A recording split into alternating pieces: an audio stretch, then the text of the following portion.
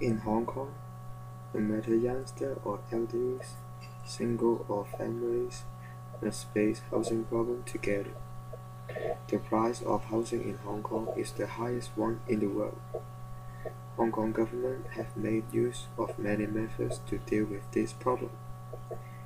In all methods, I think rebuilding the industrial buildings to live in housing is the best way to tackle the problem for the efficiency, the low cost, and the wide range of the possible applicants.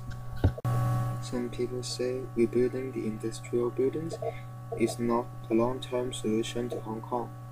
The root of the housing problem is that the supply of land is not sufficient, so the price of no matter public or private housing is too high. Therefore, they suggest that only increase the supply of land is the best and only solution. To some extent, I agree it is the long-term and useful way to tackle the problem. However, it has its drawbacks at the same time.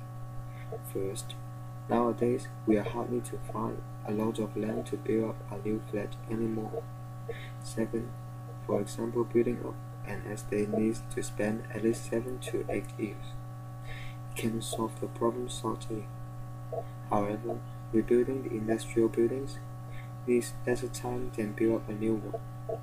Also, it needs not find more new land to supply. To the efficient extent, rebuilding the industrial buildings is a more fast and practical way to tackle the housing problem. Some state there are some wage earners whose incomes are not low enough to get public housing, but not yet high enough to own their house. Many of them cannot afford the initial payment. Therefore, the experts suggest that the government should offer them some loan or subsidies to buy a house. Actually, it is not work at all. First, we know that the reason why the sandwich class cannot afford the high price is not their insufficient income, but the too high price of housing. So we have to lower the price, but not increase the demand of private housing actually the price. Second, it is definitely a huge financial burden to Hong Kong government. Hong Kong government cannot support the financial help for a long time indeed. At the same time, rebuilding the industrial buildings only costs a lower amount of expenditure of the government. Moreover, since the supply of living housing increase, the price of private housing must be lower than before.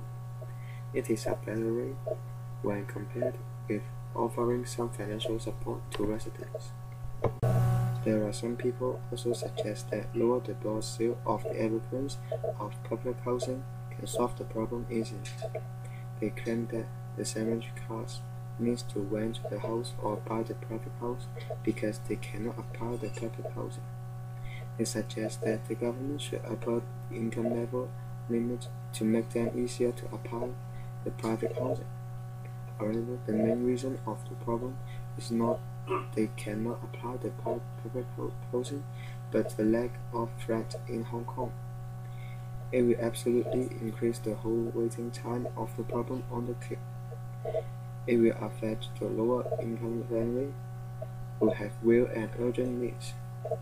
However, it can increase the supply and then lower the price and shorten the waiting time of the public housing applicant if the government uses it to change the public housing or private housing. Therefore, rebuilding the industrial building is a better way than lower the door sale of applicants of public housing. To rebuilding the industrial buildings, some objectors claim that some industrial building or area is not suitable for living. One is pollution and the other is noise.